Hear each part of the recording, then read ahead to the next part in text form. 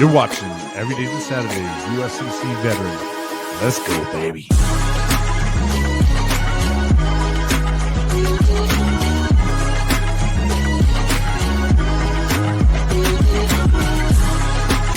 And here's your host, Bryan. Hey, what's going on, friends and family? Hope you guys are having an amazing 2025 so far. And for you that made that commitment and, have a New Year's resolution, hope you guys are still sticking to it. I don't really do the whole New Year's resolution thing because, I don't know, I feel like a lot of us do it and then we just fall off of it. So what's the point, right? Although a couple years ago, I did do two different things on a New Year's resolution. I took out sodas and candy and did it. And actually was really proud of myself. And even the next year when I didn't have that commitment anymore, I really don't care for candy and soda anymore after I did that. So it was I guess it was kind of a good thing. And 2025, gosh, dang, it's been a really weird year so far. I'm sure when you guys watch this, hopefully some of these Southern California fires are under control. It has been a wild 2025 year. I live here in Southern California, and the fires are crazy. Typically, this isn't fire season time for us. It's usually a little bit more around the August, September timeframe when you're kind of getting out of the summertime, when all the stuff has finally died out and dried up enough. But now we just, we haven't really been getting a lot of good rain here in California. The winds are outrageously high. So I've seen some videos that are absolutely crazy where there's like tornadoes going on and stuff like that in these fires. So it's no joke. But hopefully you guys are all having a great 2025. So far where I live, we are safe, and hopefully it stays that way. I do live in a high desert, and it's very dry here and windy. I guess the good thing for us is we don't have like a lot of high brush and big trees and stuff like that really fuel the fire. We kind of got small brush, so hopefully we'll kind of dodge that. But hey, today is going to be a good day. We're going to be going over a story of resilience, something I think the military was good about teaching us. But before we do, let's go ahead and roast ourselves some coffee and talk about what we got in our cups.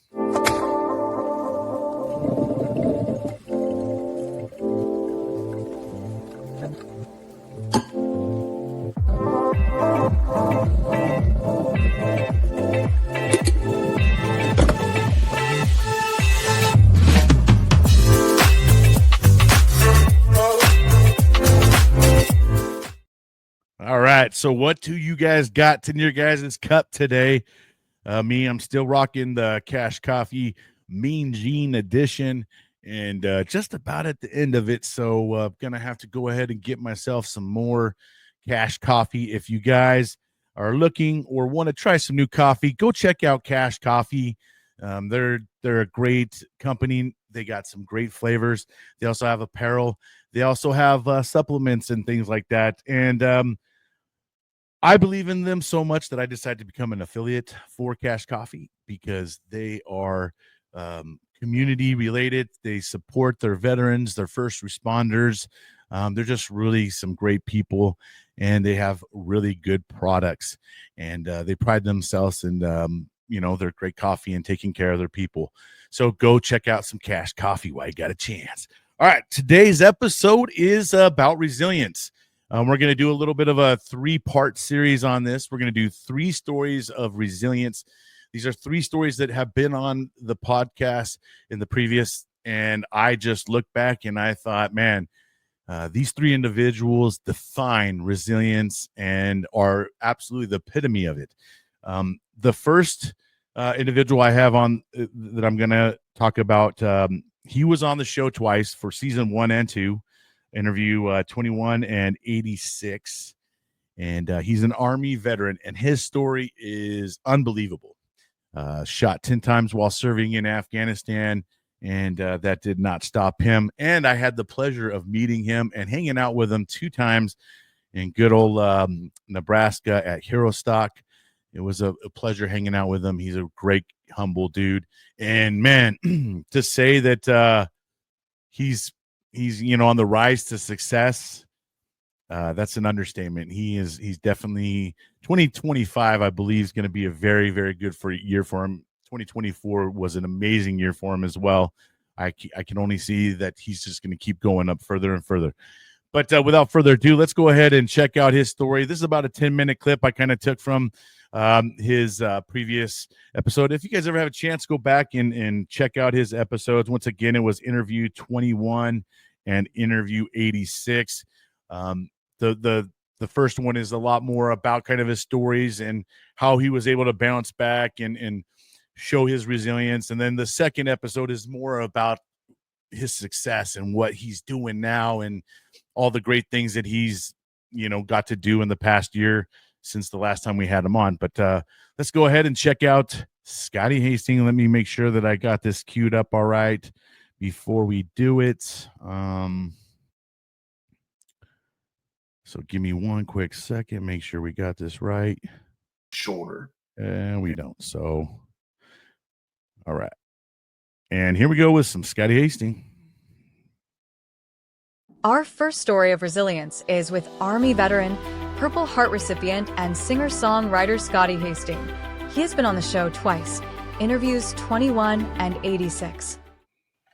I mean, my Army career was, I miss the Army, man. I thought the Army was great. But went to Afghanistan after graduating basic with 4-4 Cav out of the 1st Infantry Division out of Fort Riley, Kansas. I was an infantryman that got deployed to Cav Scouts, which was a whole new thing. I got to play with a lot of cool stuff, a lot of stuff that went boom, which was cool. But yeah, for almost 4 months into the deployment is when we were on patrol and walked up to a guy who was hiding behind a wall and had a rifle behind his back, and he shot me a bunch. He was maybe 10 yards from me, so I felt the rifle blast, everything. It was 10 shots total, but it basically went up the left side of my body, so it hit my left thigh, took a giant chunk out of my left hip, and then went across my body to my right shoulder. And I have a really big exit wound coming out of my back where all of the rounds came out at once. Shit. Wow. No.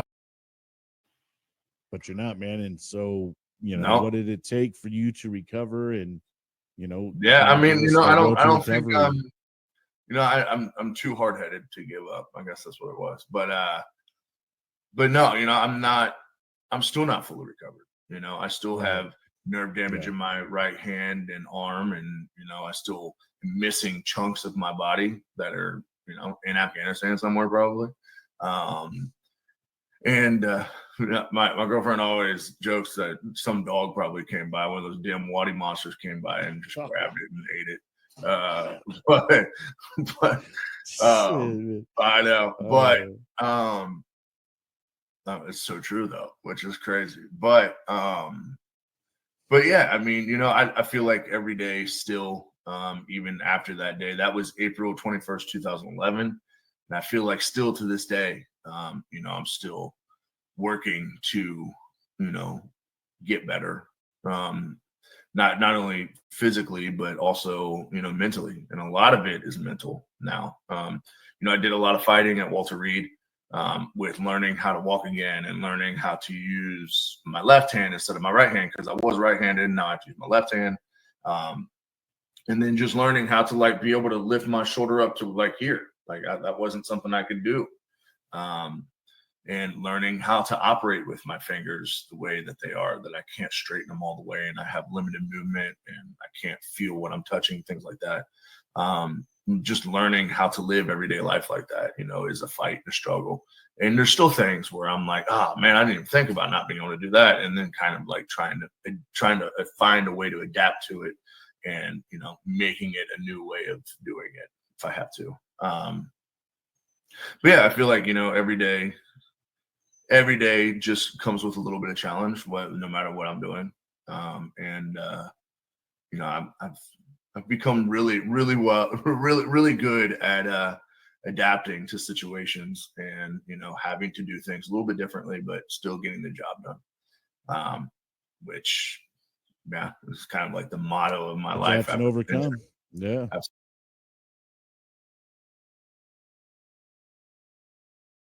Let's, talk more about that recovery for you, man, and how you end up finding yourself.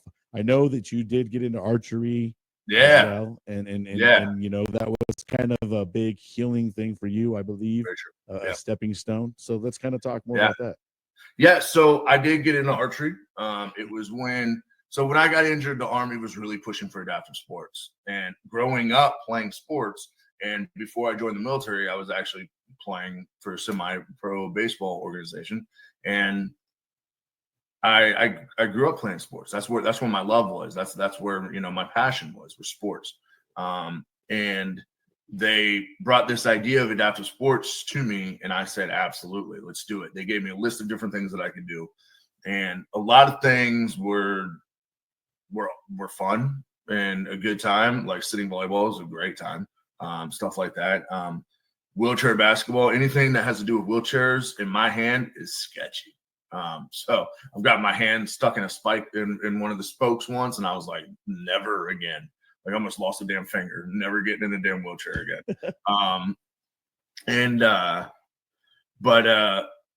But archery was one. And I was like, sure, why not?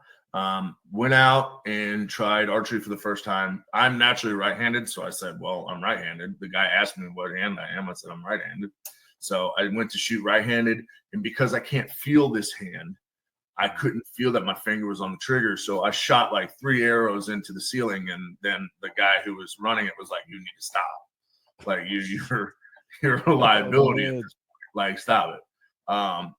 But again, I'm way too freaking hard-headed to take no and to give up. So I decided that I wanted to do it, but I wanted to switch to left-handed because this hand doesn't really do anything. I could probably like wrap something around my hand and around the bow, and I could shoot left-handed. And the instructor was like, yeah, Jesse White was the instructor. He's still a good friend of mine now. He said, sure, let's give it a shot. So we did. And it worked really well. I started getting better and better at archery, and eventually competed for the Army team at the Warrior Games. And I got recruited by the U.S. Paralympic Committee while I was there. And after that, I started shooting with the U.S. Paralympic program.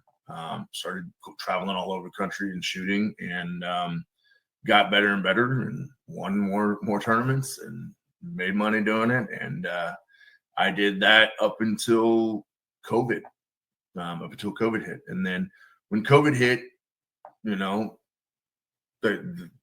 everything shut down. Archery shut down, everything.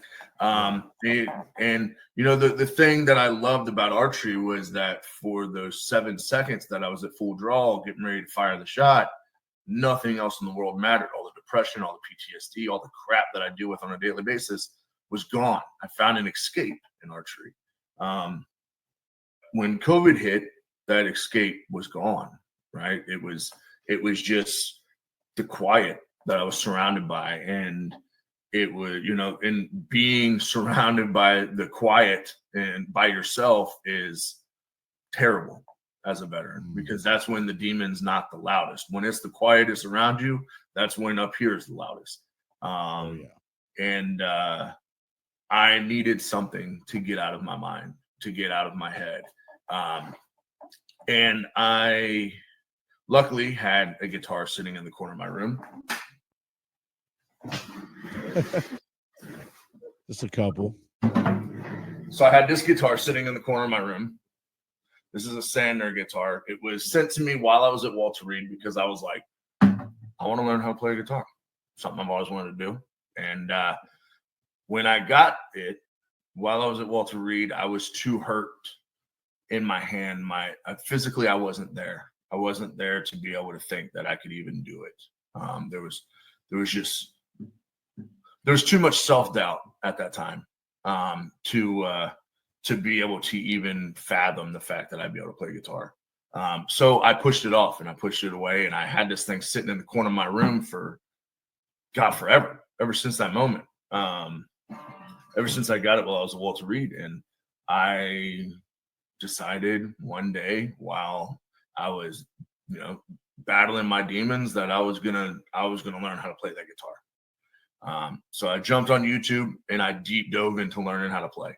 I learned, the basic cowboy chords first, G, C, E minor, and D, which worked great because I'm a country guy and I've grown up listening to country, and that's all I wanted to do. So I deep dove into it. I found a new release and a new escape in learning how to play guitar. And then I wanted to get better and better because this was something that I found that I enjoyed, that, was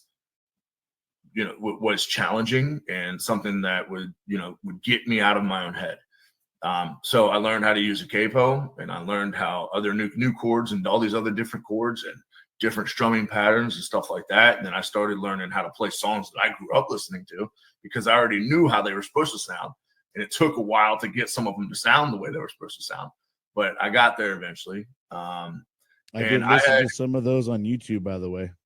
Yeah. And I had, what's funny is those ones that are on YouTube, that was like 2 years ago. That was like, that was a while ago. And 2 years ago. I play those same songs now, and they're completely different. They're so much better. But yeah, you can kind of see like where I came from to where if you come to a live show and you hear that same song, you're like, holy shit, like it's so much better. All right. Well, hell, that was one heck of a story. Scotty Hasting is legitimately the epitome of resilience. I mean, I tell you, he didn't allow his injuries, his disabilities, or anything, to stop him from completing his goals.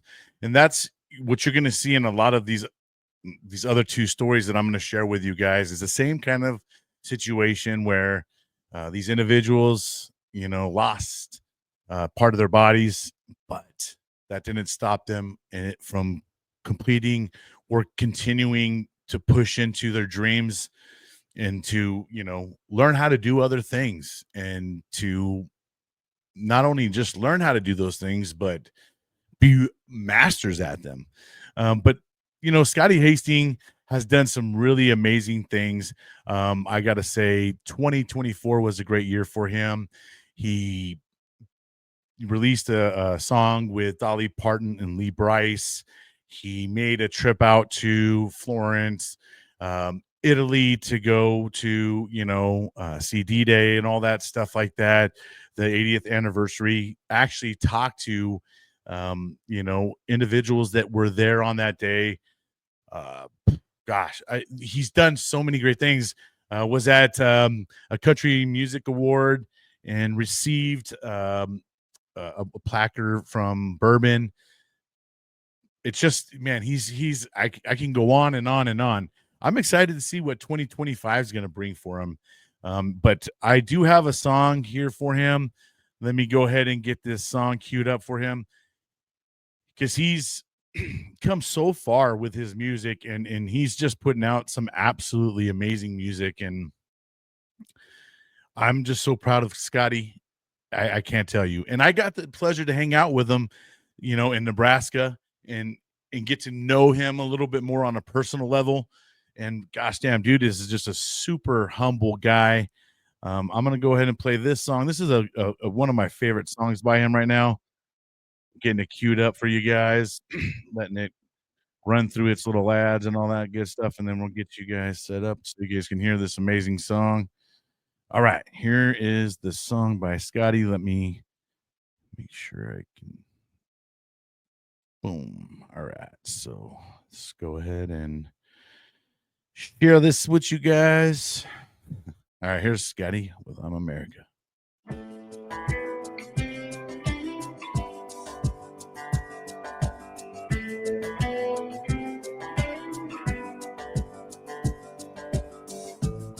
I'm the river, I'm the rain, the lonesome whistle of a train. I'm the amber waves of grain. I'm the highway, I'm the farm, fertile fields and boulevards, the hand that rests over your heart. Oh, I'm the echo of the bell that's ringing. Oh, I'm the freedom in the song we're singing. I'm the seed that's in the dust. I'm the prayer in God we trust. The place to dream for all of us. I'm America.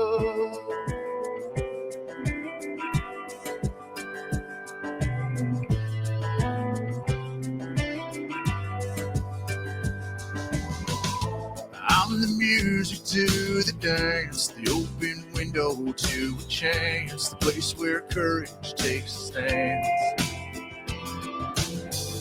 All the colors that you see, the lights from 30,000 feet. Yeah, I'm the roar of victory.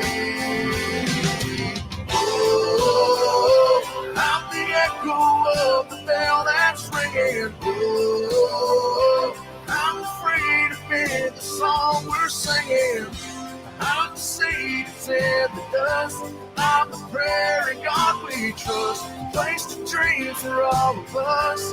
I'm America.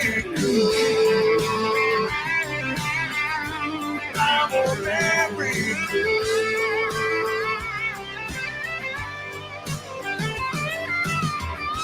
I'm the fathers, I'm the sons. I'm the footprints in the mud. I'm the shelter washed in blood.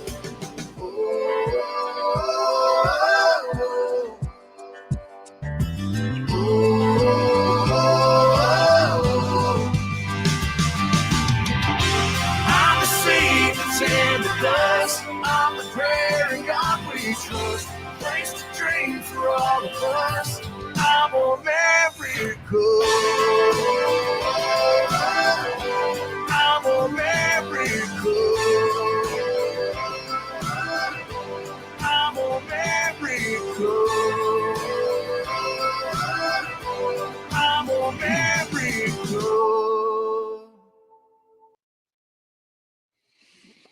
Let me tell you what, Scotty has some amazing music out there. You guys go out there, check out his music, go download his stuff on, Apple, Spotify.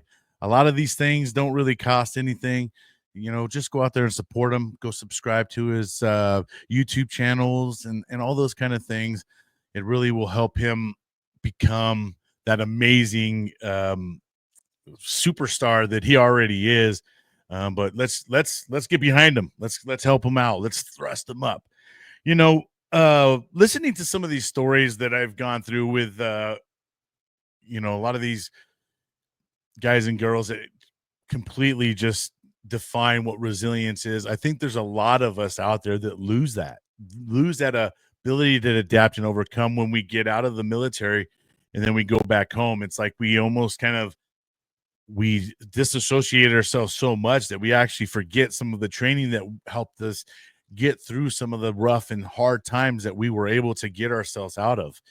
And I hate to see it. I hate watching our brothers and sisters succumb to the demons and not have that ability to kind of adapt and overcome and get through it and push through some of this stuff.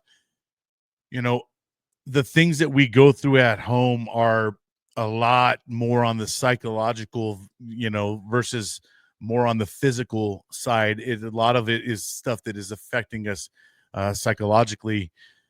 We got to figure out a way how we can kind of help each other and get down and start learning what can we do to help each other to have a little bit easier of a transition, right? And not so hard and not lose all the things that we actually were trained to do. How can we kind of hold on to that stuff? How can we help each other out?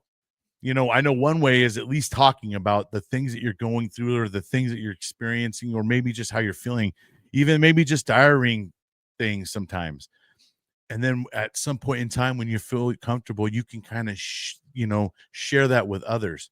I think it's crazy for us to kind of hold information, if things that are working for us to kind of get us out of things, to help us become who we want to be.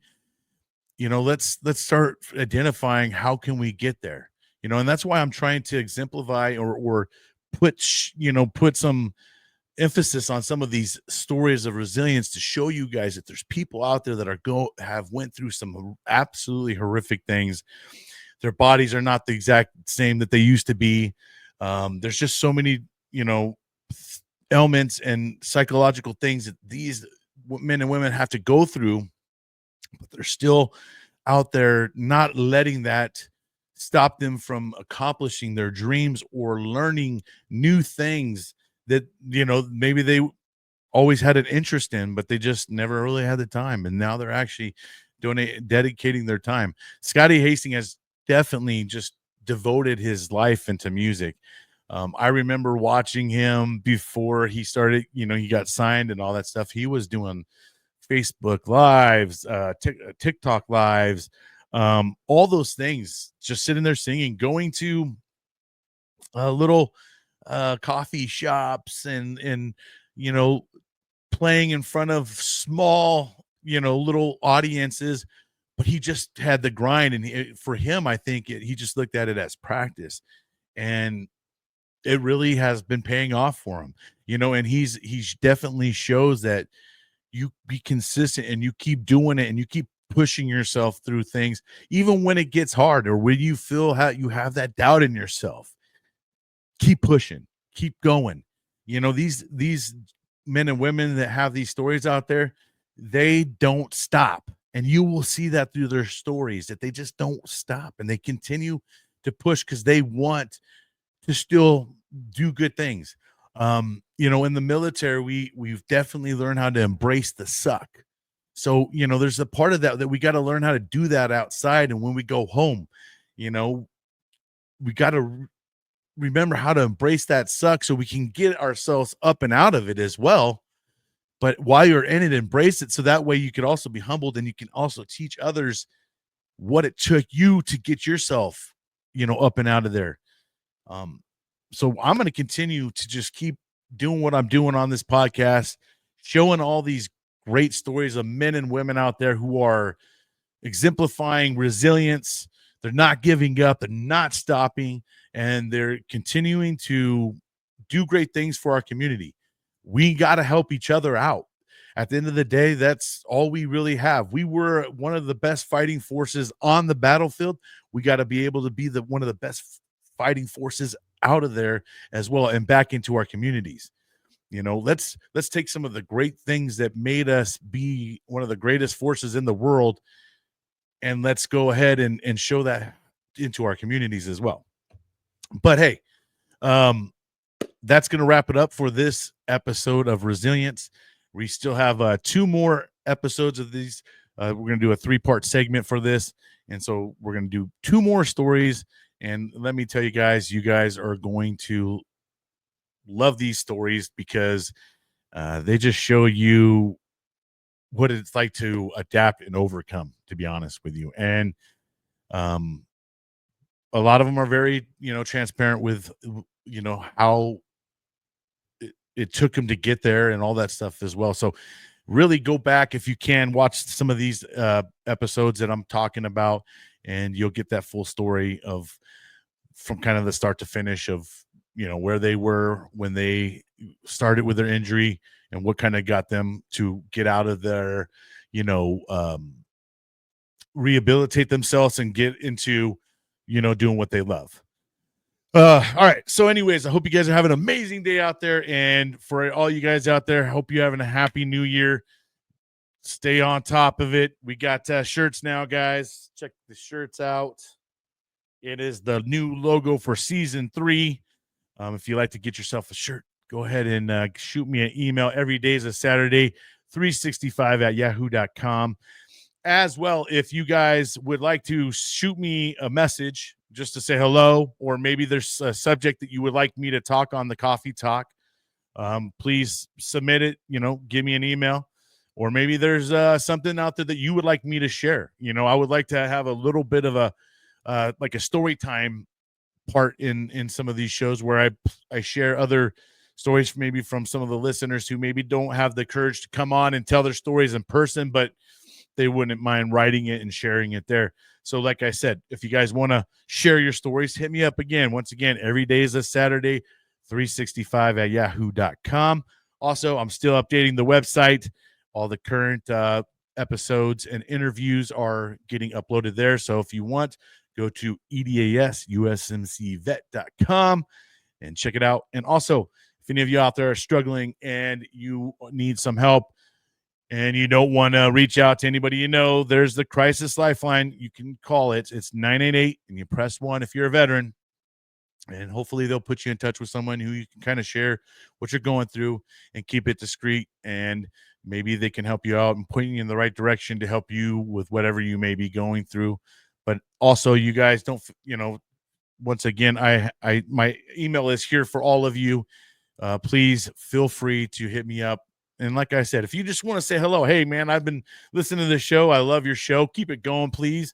I would love those kind of emails as well.